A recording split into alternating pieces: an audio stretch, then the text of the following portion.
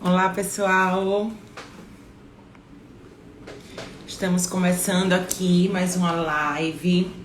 Convidei a doutora Andressa para a gente falar um pouquinho sobre precificação nos serviços advocatícios previdenciários e contrato de honorários, fechamento de contrato de honorários, tanto no âmbito administrativo como no âmbito judicial. Guardar a doutora Andressa entrar.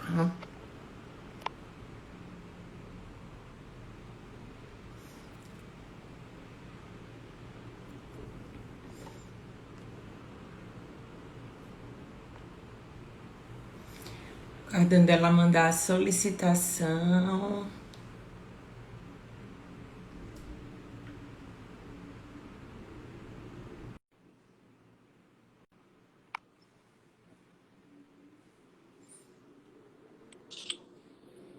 Olá, doutora! Olá, Mari, tudo bem? A Tudo Mari aqui já é bom? para os íntimos já, né? Porque a gente já Ah, pegou uma certa amizade aqui no eu Instagram. ainda tô me adaptando aqui, eu não tô sabendo fixar o tema. Ó, então eu vou te ensinar. Você vai escrever um comentário e Tá, aí, na hora que o comentário subir, você vai pressionar o comentário que ele vai fixar. tá. Só um minuto.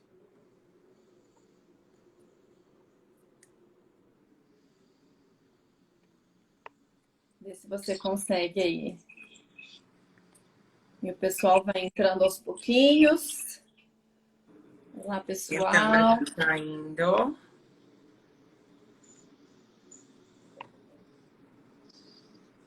Já avisei lá no grupo do Telegram, né? Que eu tenho juntamente com a doutora Palomar e com a doutora Bruna, que a gente está ao vivo aqui. Vamos ver se o Na pessoal sexta eu vou ter uma live com a aparece por Palô. aqui.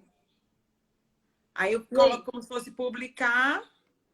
Isso. Aí você pressiona ele nos comentários. Aí, agora você pressiona. Pressiona, clique em cima assim e pressiona. Ah, tá. Precificação na advocacia previdenciária. Pronto. Aí. Oi. Aí já tá craque Me já. adaptando ainda com esse mundo virtual. Olá, pessoal que vai entrando aqui, ó. Primeira live da semana da Mari. Uma semana cheia de live, né, doutora? É. Quarto, tenho com a doutora Valéria, que está Ah aqui lá, também, com tá a aqui Val, conosco. sobre os Prazer. descartes de contribuição pós-reforma da Previdência. E na sexta com a Palô. Bacana, vai ser muito bom. Bom, a gente já pode começar se apresentando, né? Que às vezes a gente tem aí algumas pessoas que não nos conhecem. E aí depois a gente já entra então no tema. Se apresenta então primeiro. Tá. Doutora Mariana, sou de Maceió. Atuo já há 10 anos exclusivamente na advocacia previdenciária, tanto no âmbito administrativo como no âmbito judicial, né? Sou especialista em direito previdenciário. E convidei a doutora Andressa, porque a gente percebe que essa dúvida sobre precificar serviços na advocacia previdenciária é um tema bastante confuso, né? Principalmente para alguns advogados iniciantes, e a gente resolveu fazer uma live para tentar esclarecer aqui um pouco como a gente cobra, né? A gente sabe que existem tabelas de OAB de diferentes jurisdições e a gente vai tentar explanar aqui um pouco sobre as diferenças, né, de cobrança relativas à minha região, a da doutora Andressa. Exato. E pode se apresentar, mas acho que todo mundo já lhe conhece aqui. Bom, meu nome é Andressa Oliveira, sou advogada, né? Diferente da Mari, eu trabalho no escritório em sociedade, né? A Mari tem então o escritório dela, então a gente vai falar, inclusive, nesse aspecto também, questão de honorários e parcerias, que eu tenho muita parceria com escritórios externos, advogados externos, então isso é muito importante até para quem inicia, né? E precisa por conta da questão da clientela, né?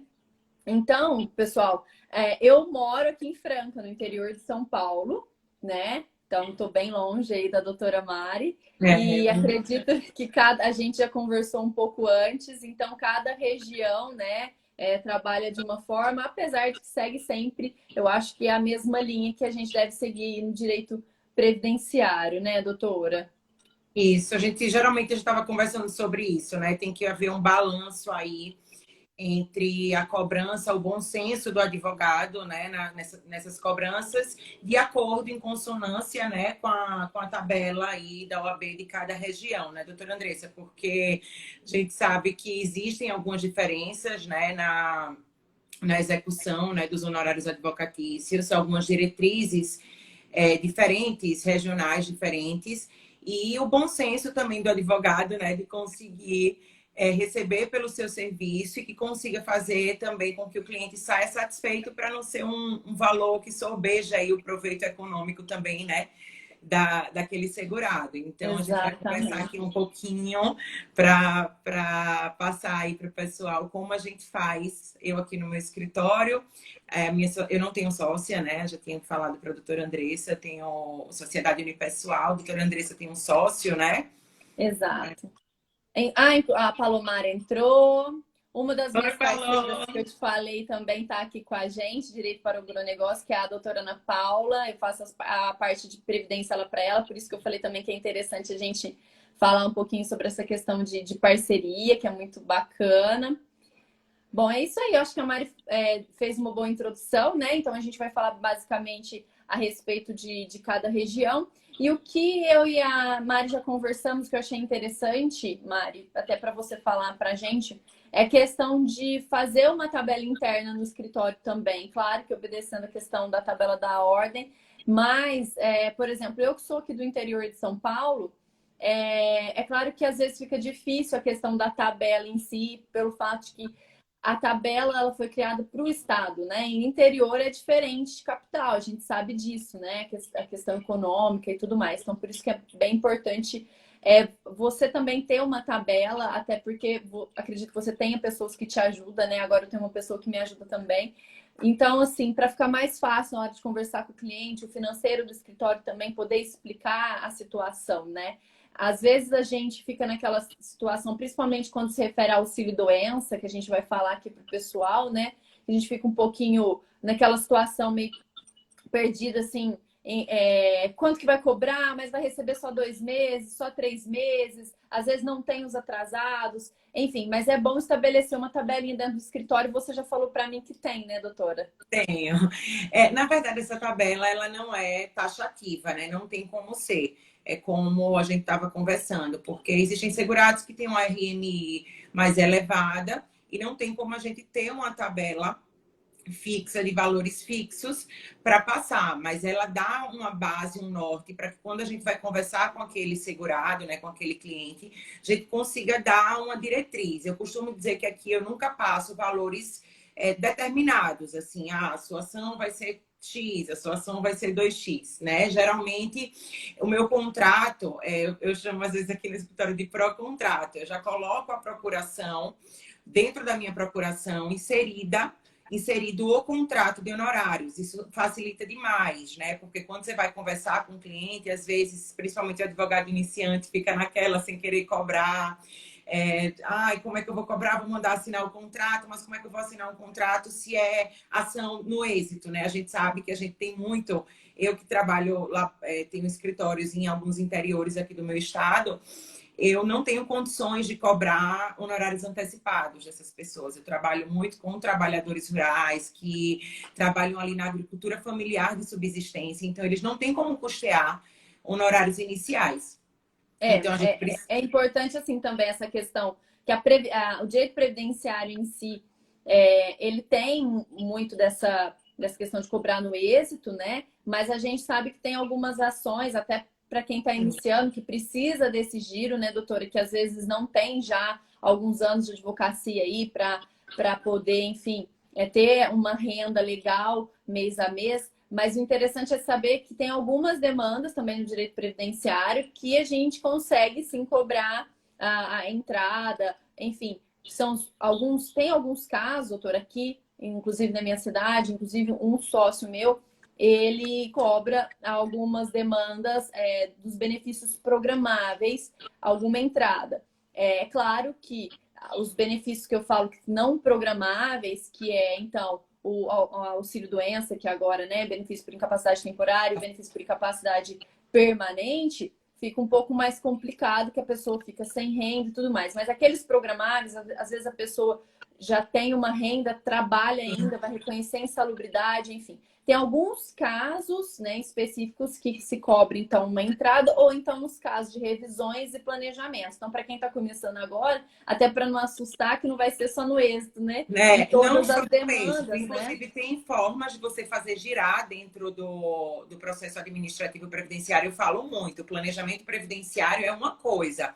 Os atos que vão precisar ser feitos para que você deixe o histórico contributivo daquele segurado é outra coisa. Então, aqui eu costumo falar muito que eu também cobro nesses planejamentos, né? Revisões que ele já tem uma renda, no caso de judicialização. E a parte consultiva do planejamento previdenciário, existem formas de você também monetizar dentro do planejamento uma renda, né? Você vai cobrar pelo planejamento, mas se você precisar fazer uma averbação de tempo rural, uma averbação ali do período especial, né? Tem Um várias acerto de correções de CNIs, né? CNIs, várias coisas que vocês precisam precificar naquela tabela, que eu costumo também ter uma tabela para isso aqui no escritório, né? É uma dica importante, né? Eu Estabelecer tenho a mais ou menos tabela um do padrão. planejamento. Isso, eu tenho a tabela do planejamento e tenho a tabela dos atos também para serem feitos, que precisam ser corrigidos, né, no histórico contributivo daquele segurado para fazer um planejamento bem feito.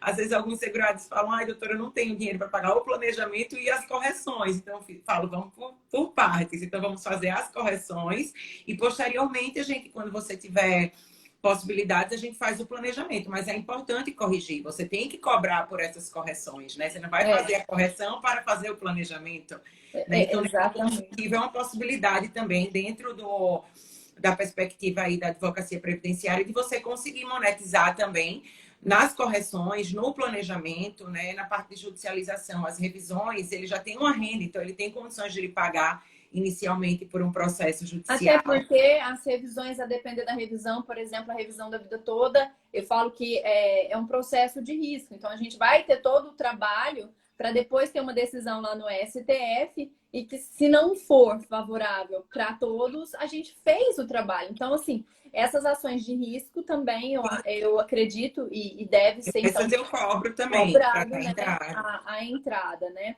Agora, assim, eu achei muito válida essa dica que você deu a respeito da tabelinha interna do escritório. É algo que todo mundo, né, deve pensar, até para não ficar aquela coisa, do fulano cobrou tanto, mas o ciclano cobrou menos, cobrou mais. Então, é bom estabelecer uma tabelinha. É claro que, a depender do cliente, a depender da forma de pagamento, né, tem essas E da condições que quantidade de podem. correções, né? Porque às vezes está tão conturbado ali aquele histórico contributivo que eu costumo dizer, você faz um pacotão ali para o cliente, né?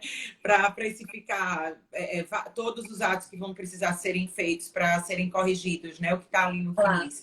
a Então, não é doutora que você vai ficar Valéria, cobrando por cada ato, a correção do FIIs, a averbação. Não, você tem ali uma base, mostra a ele, eu cobro geralmente para fazer a averbação tanto, eu cobro geralmente para correção de indicadores tanto.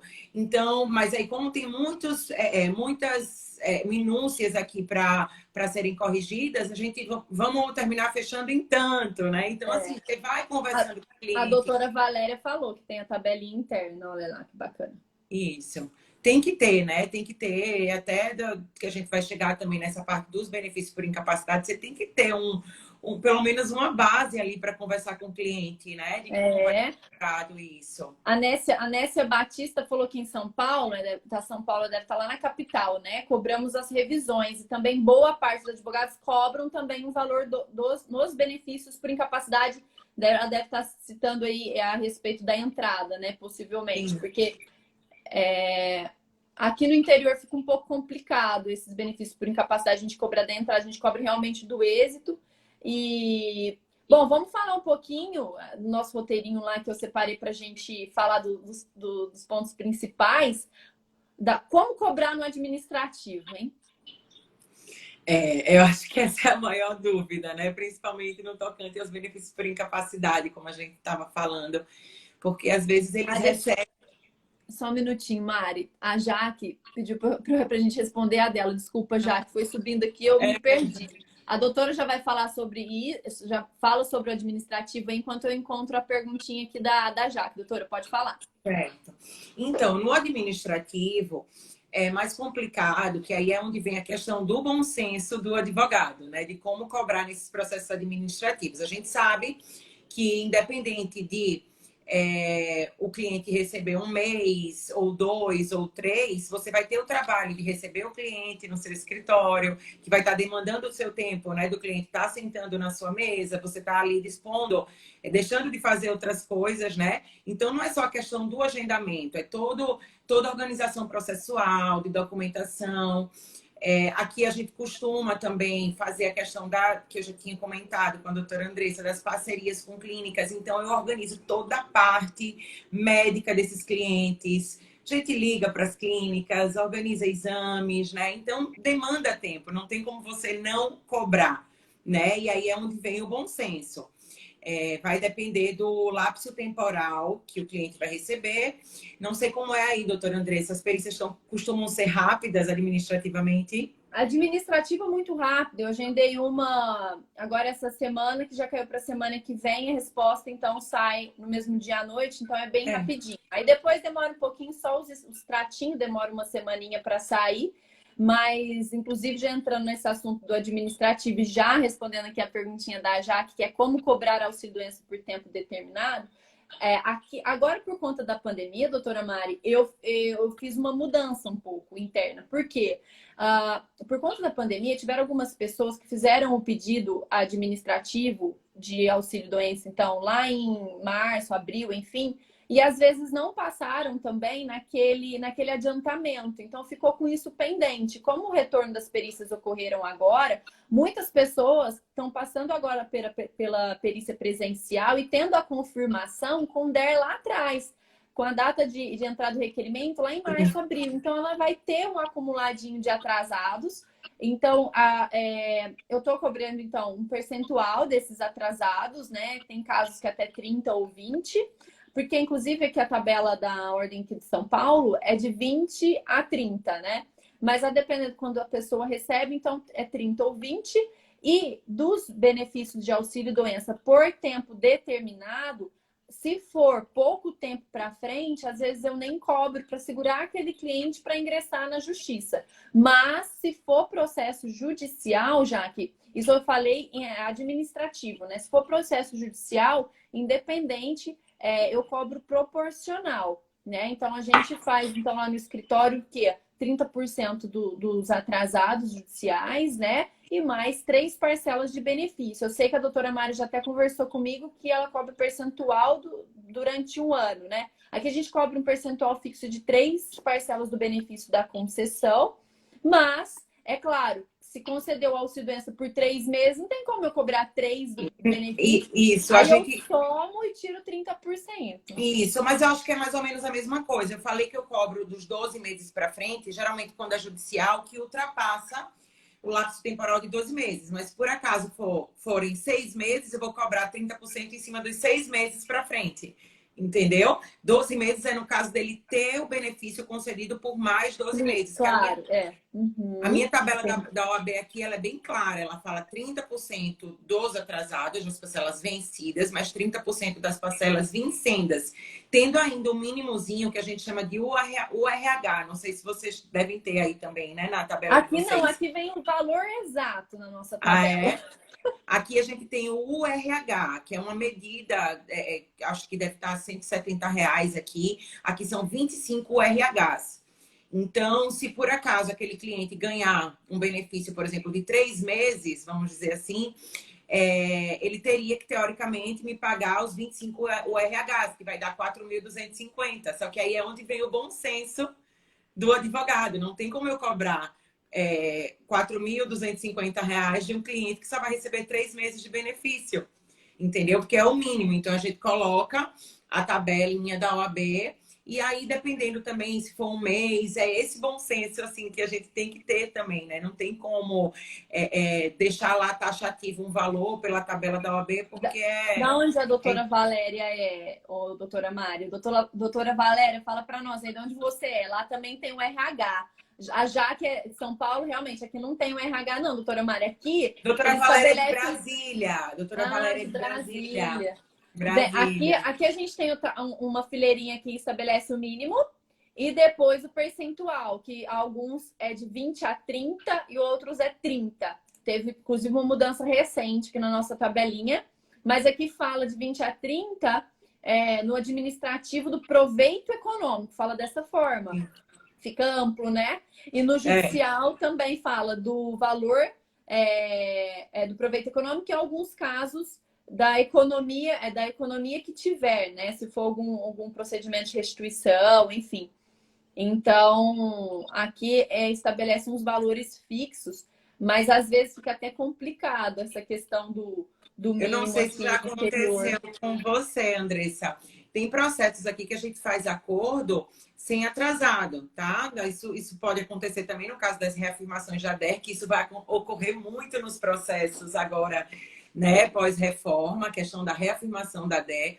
Então, vão ter algumas questões com relação a essas parcelas vencidas que vão ser reduzidas, né? E como cobrar, né? Às vezes pode ser só do ajuizamento da ação, vamos dizer assim, né? Dependendo do que eu tenho muitos casos aqui de benefício por incapacidade que quando a perícia ela é constatada, a incapacidade é constatada na data da perícia, não na DER, eles colocam a DIB, a data do ajuizamento da ação.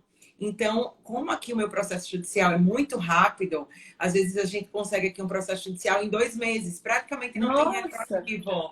É muito rápido. E a implantação aí é rápida também, doutora? Não, a implantação não. A implantação não é rápida.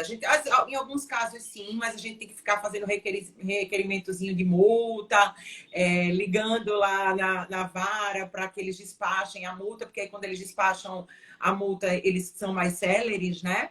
Mas a implantação não é tão rápida. Inclusive para o pessoal, às vezes, que está começando, que nos acompanha aí, a questão do judicial, às vezes, é o seguinte, pessoal. A pessoa, vamos falar de um benefício, por exemplo, por incapacidade. A pessoa, ou até qualquer outro, enfim, de programáveis aí, aposentadoria por idade ou tempo. A pessoa, por exemplo, está sem renda. Aí ganhou lá, passou pela perícia, ou enfim, teve a sentença e ganhou o processo. Aí vai mandar implantar o benefício no auxílio-doença aqui, então. Só que aqui o que acontece? Quando o juiz manda implantar em 30 dias, obviamente que não cumpre esses 30 dias. Então, aqui vai mandar implantar e aí o INSS demora 2, 3 meses, por exemplo. Eu brinco até que tem o atrasadinho e o atrasadão. Porque o atrasadinho é dessa implantação. E o atrasadão é aquilo que a gente ganhou lá de trás, desde a cessação, por exemplo, né? Ou do requerimento indeferido e tudo mais. Então, aí, a forma como eu converso com o cliente, inclusive, até por essa questão de honorários, como eu cobro da implantação e dos atrasados, a questão dos atrasados, a gente até vai falar a questão dos contratos, né, doutora? Daqui a pouco. Isso. Mas da implantação, eu já converso com ele o seguinte: olha, se você vai ter, já nesse primeiro saque, 3, 4 pagamentos por conta do atrasadinho, que é da implantação, né? Então, são 3 benefícios, vamos combinar, tal. Se for mais de um ano. Se for menos de um ano, a gente negocia por conta do auxílio-doença, enfim, para ser proporcional, né? Mas pessoal que está começando já sabe que tem essa possibilidade de negociar e falar para o cliente: olha, você já vai sacar tanto, então vamos já acertar tanto comigo, que já fica tudo certo, não precisa vir aqui mês a mês para fazer o pagamento, por exemplo, né? Aqui é como eu estava explicando para você, Andressa. A justiça daqui, principalmente o Jeff, né? É muito célere, muito célere. 80% das minhas demandas são de benefícios por incapacidade. Então, o que é que ocorre? Em 3 meses, vamos dizer, eu dou entrada hoje, daqui a 20 dias já está sendo realizada a perícia. Se for no caso de matéria, muito rápido. Se for no caso de matéria de fato, que precisa de uma audiência pós-perícia, a gente sendo intimado da perícia, dando o lapso temporal para impugnação de laudo, etc.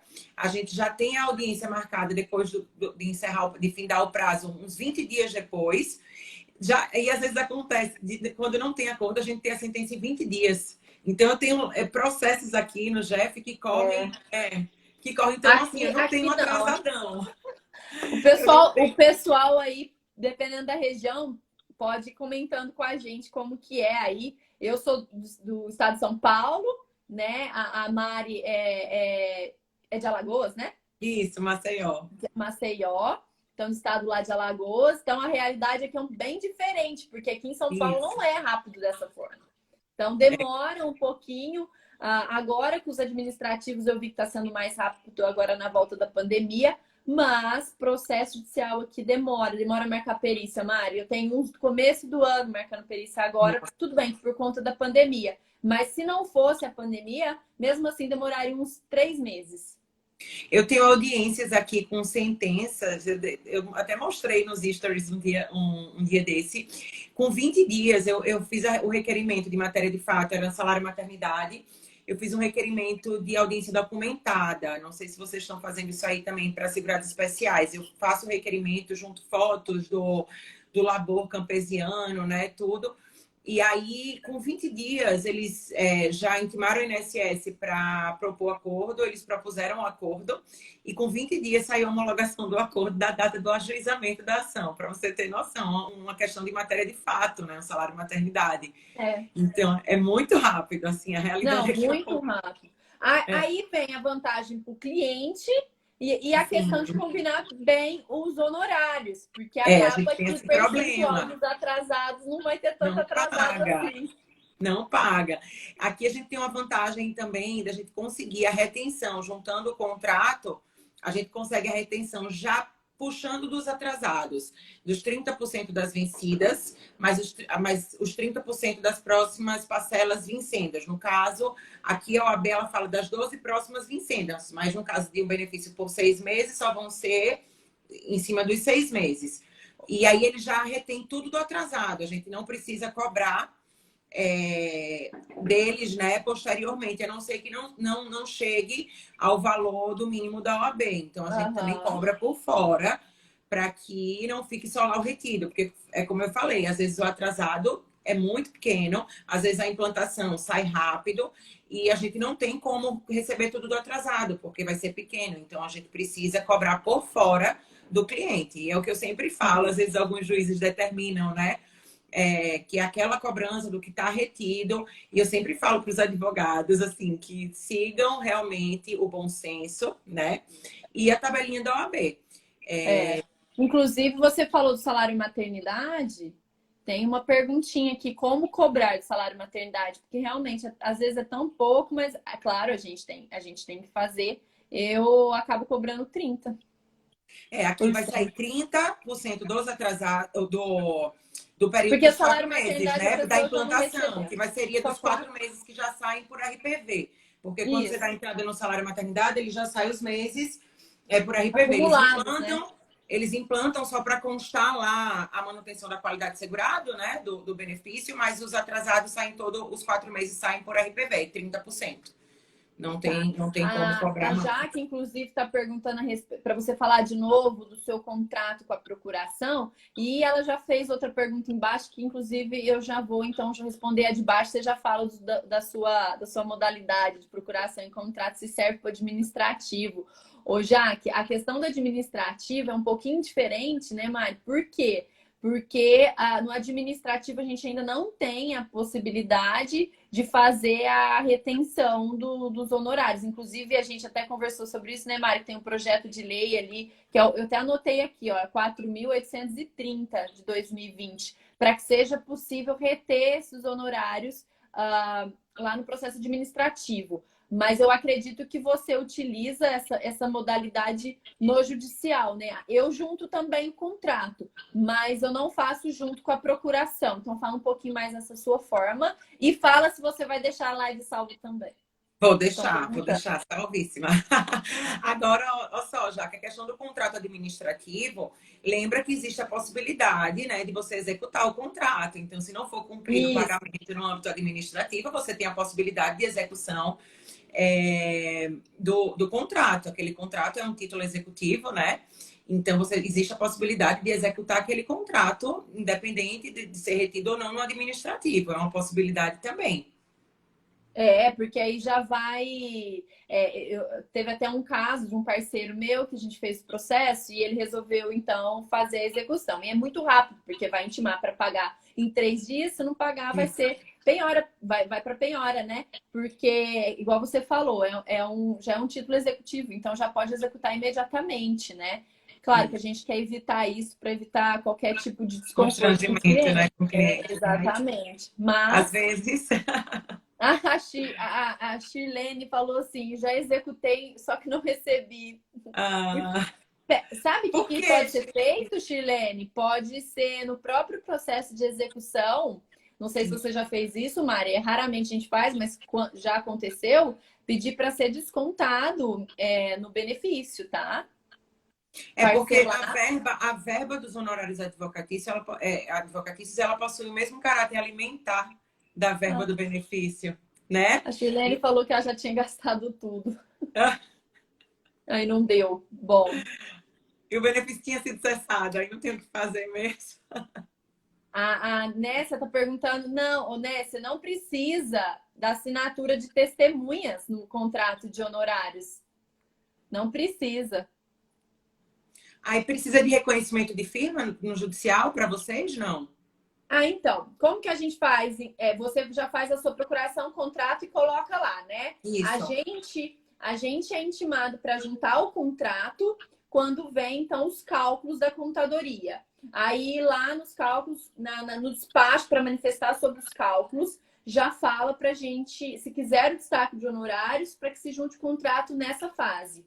Aí a gente junta o contrato, só que também com o contrato é um absurdo. Isso surgiu faz uns 2, 3 anos no máximo.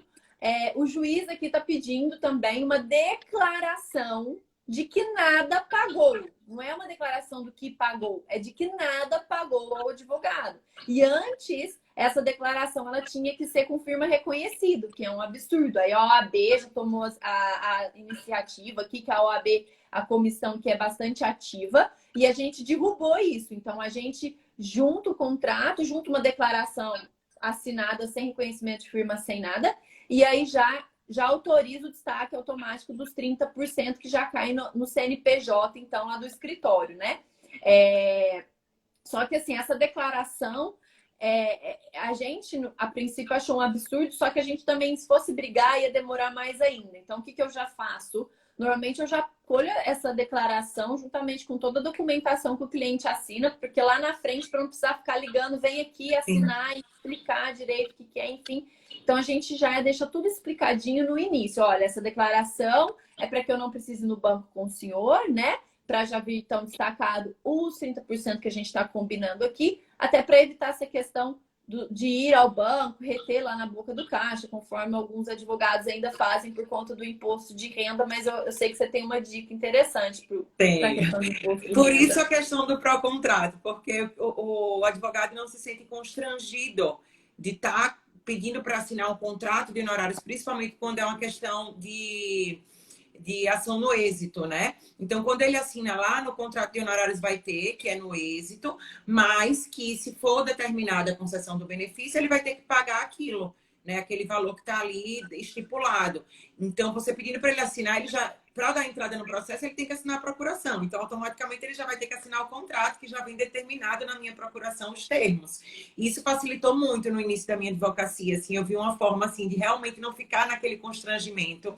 Aqui os juízes não intimam, Andressa, para a gente juntar o contrato, a gente dá entrada no processo e eles, a partir da expedição do RPV, você já não pode mais juntar o contrato. Isso. Tá? Ou você junta o contrato antes, ou se eles expediram o RPV e não intimarem, aí acabava acontecendo de às vezes a gente passar aqui despercebido, porque na demanda, né? Às vezes eles intimavam para cálculos, aí um processo ou outro a gente. Eita, não A juntamos o dica, na contrato. verdade, seria na procedência, então já faz uma petição e Isso, já eu junta. fazia isso. No início A eu Jaque fazia até isso, da perguntou se é procedência. desde a inicial, mas não, a gente espera ganhar o processo para depois pedir o destaque dos honorários, né? Então, quando vier a procedência, e aí você já joga uma petiçãozinha lá no meio, mas mesmo se eu faço a petição, Mari, Lá no outro espaço, o juiz vai pedir para eu colocar de novo com a declaração Não. atualizada. Então, quando eu pego a declaração, eu tenho que deixar sem data, porque lá na frente ela tem que estar datada de forma atualizada. Então, eu tenho que colocar a data quando ele der o despacho.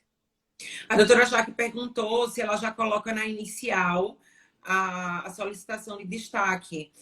Não adianta tão somente colocar na inicial, precisa ter a documentação, né, comprovando que aquilo realmente foi acordado e juntar aqueles termos do contrato no processo judicial para que o juiz faça o destaque, não tão somente requerer na inicial. Pode ser até um requerimento posterior, juntamente com o contrato, que até a gente falou, caso você tenha pessoa jurídica, você também pode pedir a retenção na pessoa jurídica para que você pague menos impostos, mas precisa ter o documento, o contrato lá de honorários acordando os valores que foram as compactuados, né? Isso. A Nessa até falou da declaração. Nessa, na verdade, aqui, eu não sei de onde você está falando, depois você até mencionei para nós, mas aqui no estado de São Paulo, pelo menos em Franca, quer dizer, né? Não sei se é no estado de São Paulo, mas é em Franca, o juiz exige essa declaração separada, tá? De que o cliente não adiantou nada de pagamento. Aí eu coloco bem claro, referente aos 30% atrasados, porque tem da implantação e é outra história, né? Então, não adianta nem eu colocar no contrato. Aqui o juiz exige uma declaração separada, tá? Mas eu tenho que ver cada região, né, Mari? Aqui Funciona varia de a uma forma, né? jurisdição. A gente tem aqui, falando do termo de juizado, né? São quatro varas de juizado especial federal e eles divergem um pouco com relação à retenção de honorários. A vara aqui de Arapiraca, que é um local que eu tenho escritório próximo também, ele só retém 20 e 20, né? Então, depende até a jurisdição aqui de Alagoas, diverge com relação ao entendimento do juiz.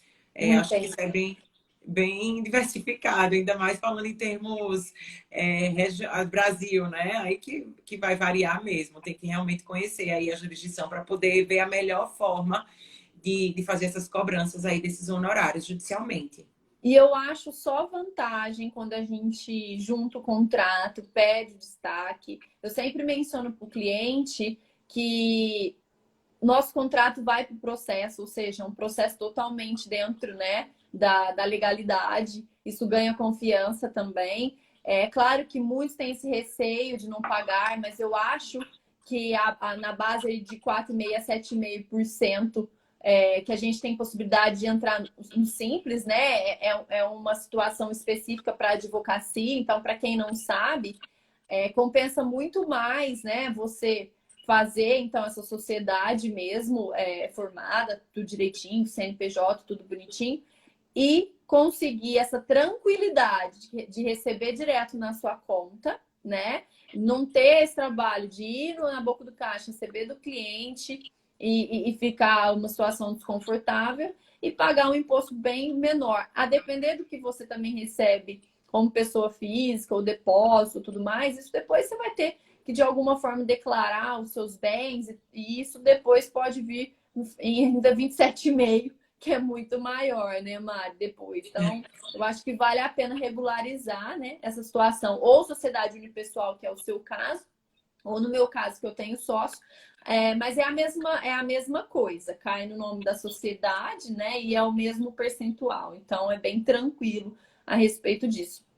A questão de quando você recebe os honorários, seja de forma administrativa, que não tem a retenção lá na fonte, né, mas que você vai depositar em conta bancária, ou a judicial, que já sai lá a retenção. Inclusive, quando vai receber, acho que vocês fazem isso também, vocês assinam uma declaraçãozinha do Simples no banco para que não retém aqueles 3% no banco de imposto de renda, né? Porque quando você é pelo Simples e que você junta lá, que é optante do Simples, tem uma declaração no banco que você assina para não reter aqueles 3% do recebimento dos valores.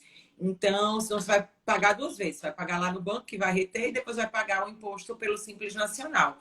Então, é interessante realmente que você fique totalmente munido dessa documentação, dessa questão da declaração do Simples, né? Para que não cobre nem esses 3%. né? E tudo que cair em conta, você pode fazer distribuição de lucros, né, Andressa? Que é como vocês fazem aí também.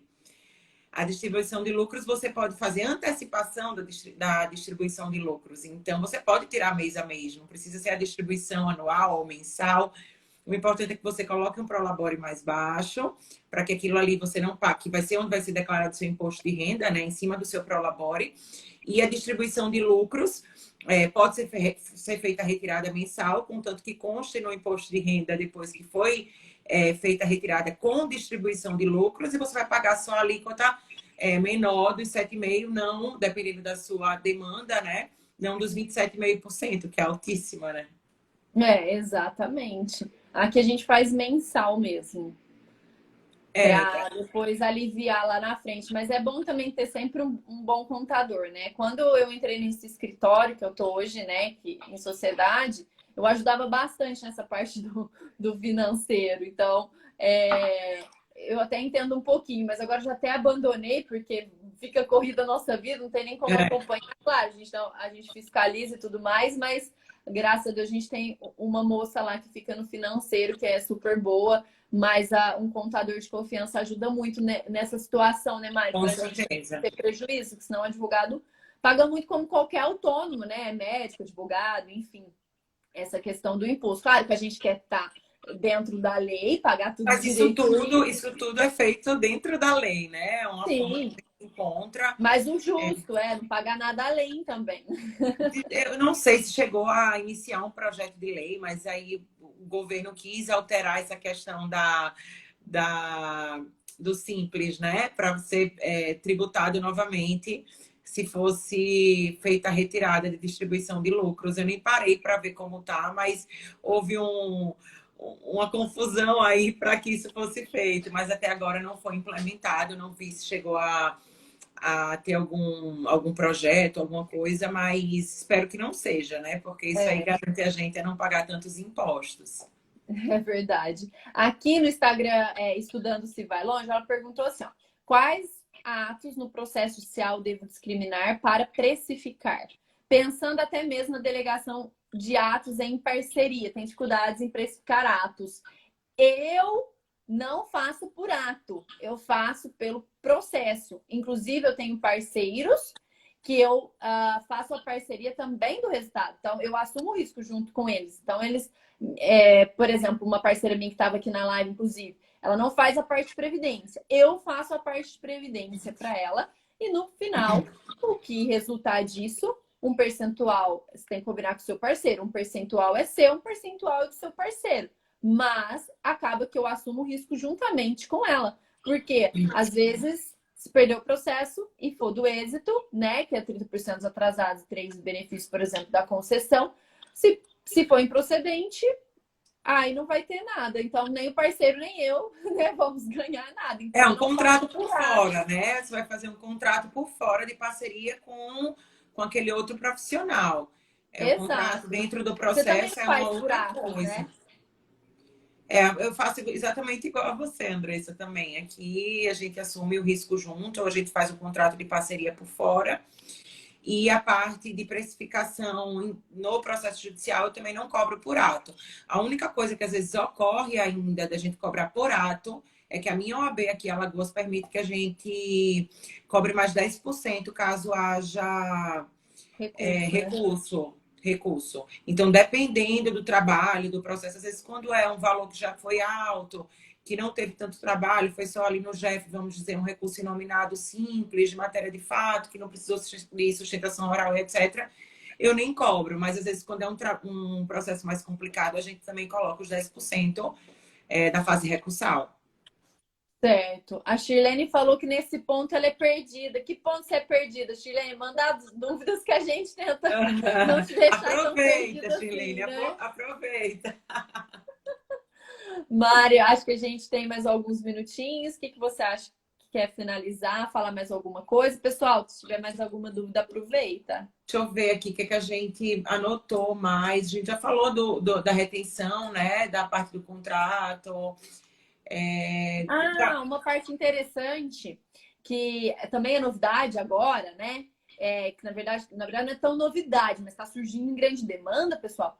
inclusive que eu falo muito de BPC, essas revisões, essas cartinhas que estão chegando para esclarecer algumas situações e fazer a revisão dos benefícios de prestação continuada. Não sei se você tem recebido aí, para apresentar a tal da defesa MOB, né? Isso é muito importante porque a partir do momento que recebe essa cartinha, a pessoa não tem o benefício cessado de forma imediata. Você vai apresentar uma defesa para manutenção daquele benefício ou possível cessação. Então, nesse ato, esse eu cobro pela defesa, né? Um valor, claro, às vezes BPC é muito complicado, porque a pessoa já é de baixa renda. Então, aqui, pelo menos, a gente cobrando o valor de um benefício para fazer a defesa. E se, mesmo com a defesa, não for possível manter o benefício, tiver os requisitos, aí é iniciar o processo novamente, ou administrativo ou judicial imediatamente, e cobrando conforme a gente já mencionou conforme o aqui. processo judicial. Uhum. Aí, a defesa administrativa. Acabei de falar, né? Eu acho que deu para pegar aí, né? Essas defesazinhas do PPC eu tenho feito dessa forma. Fica complicado, questão de cobrar 2, 3... Renda, né? Porque eles já são de baixa renda, né? Então, é um benefício mesmo, pessoal. Existe limite de cobrança em multa? Como assim? Eu acho que ela quis dizer quando estabelece multa, atraso de concessão, o que é? Atraso de implantação? O juiz que vai determinar quando você vai requerer a multa, ele determina. Às vezes, não sei se acontece aí, mas às vezes aqui na própria sentença ele já está condenando. Para se ultrapassar o prazo dos 30 dias, ele condena em multa, né? Aí também vai variar de cada jurisdição, do entendimento de cada juiz, não tem um padrão. Exatamente. Bom, deixa eu ver se tem mais alguma que a gente pulou. Acho que não. Acho que foi tudo. Foi, Mari. O Mari, mais alguma coisa que você quer falar para finalizar? Não, acho que a gente conseguiu dar uma explanada boa, né? E aí, como foi a primeira live da semana? Foi tranquilo, então? É tranquilo, você fala super bem, nos stories, nos GTV, tô adorando. Obrigada. Parabéns, tô tentando tá? me acostumar aí com esse mundo digital. Já se acostumou já. Foi um prazer, obrigada. Igualmente, obrigada a você por ter aceito o meu convite e a gente vai se falando. Isso, vai ficar gravada, Karina. A Mari vai gravar lá no perfil dela, tá? Vou deixar lá gravado. Isso. Eu quero só aproveitar, então, pro pessoal que ainda está aqui. Pessoal, bom, quem não segue a Mari, segue a Mari. Quem não me segue também. Eu tenho um grupo no Telegram, a Mari também tem Telegram, mas eu tenho o meu lá junto com a doutora Palomar e a doutora Bruna, que é Teleprev, o link tá lá na minha bio. E eu também tenho lá um e-book de BPC, a gente falou de defesa MOB, tem modelos lá, modelos iniciais. Então, maravilhoso, inclusive. Pessoal, ela é a dama do BPC aqui do Instagram.